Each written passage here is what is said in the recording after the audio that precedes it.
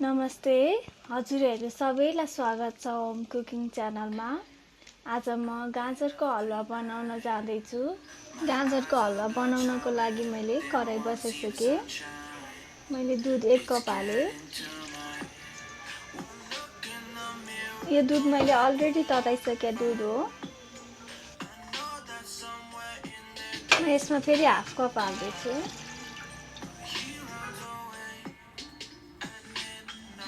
गाजरको हलुवा बनाउँदा जहिले नि ठुलो भाँडा लिनु होला। ठुलो भाँडामा खुलेर पाक्छ गाजर।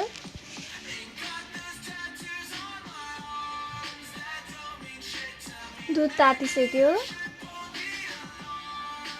अब यसमा म गाजर हाल्दैछु। गाजर मैले 1 किलो लिएको थिएँ।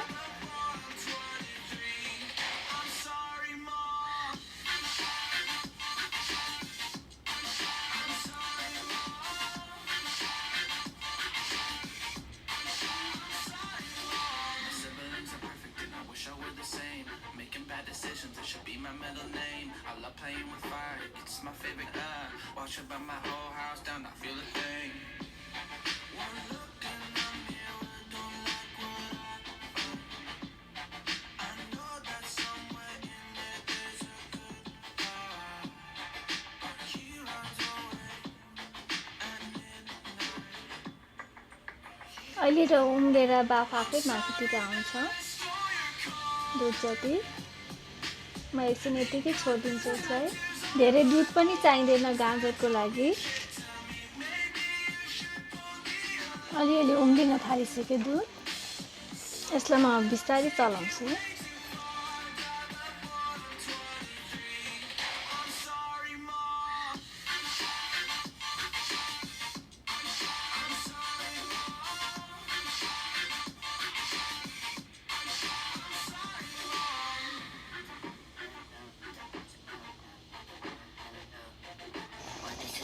मजाले उम्लिन थालिसक्यो अब।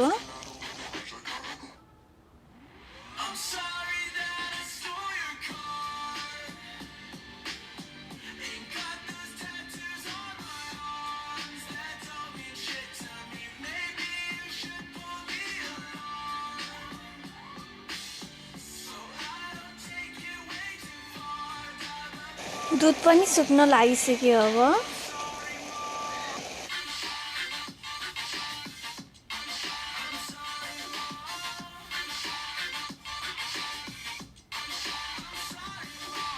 अब यो दुध मजाले सुकिसकेपछि यसमा चिनी हाल्नुपर्छ। चिनीबाट पनि पानी निस्कन्छ।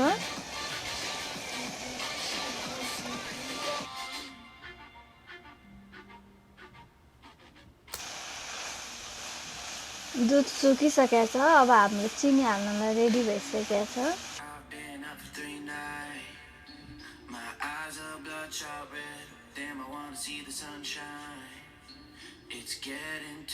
चिनी मैले 100 ग्राम लिएको छु।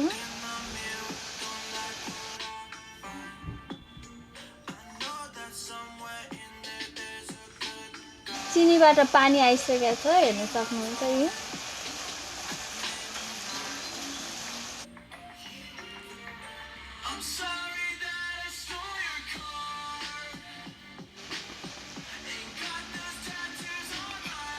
यसमा घिउ हाल्दैछु अब म।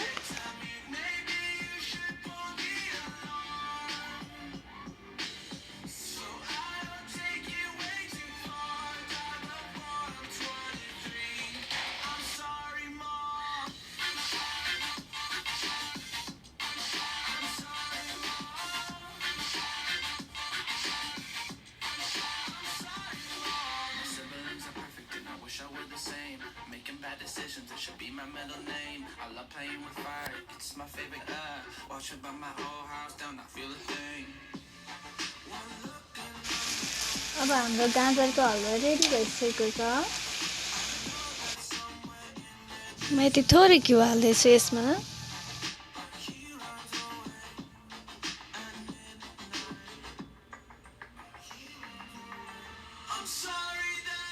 रेडी भइसक्यो। मैले यहाँ खुवा ल्याएको छु कुराउनी। अब यसमा म ग्रेट गर्दैछु। यो मैले घरमै बनाएको हो। घरमा सजिलैसँग बनाउन सकिन्छ।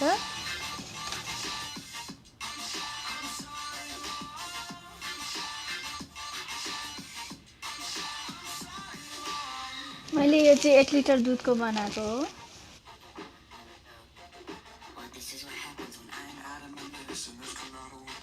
तपाईहरूले यो खुवा बिना नि बनाउन सक्नुहुन्छ, अरू प्रोसेस सेम हो। मैले यो माथि ड्राई फ्रुट्स हाल्दैछु। मैले किसमिस, काजु, बदाम लिएको छु ड्राई फ्रुट्समा। तपाईहरूलाई मेरो रेसिपी कस्तो लाग्यो, मन पर्यो भने लाइक, कमेन्ट, सेयर, सब्सक्राइब गर्न नबिर्सिनु होला।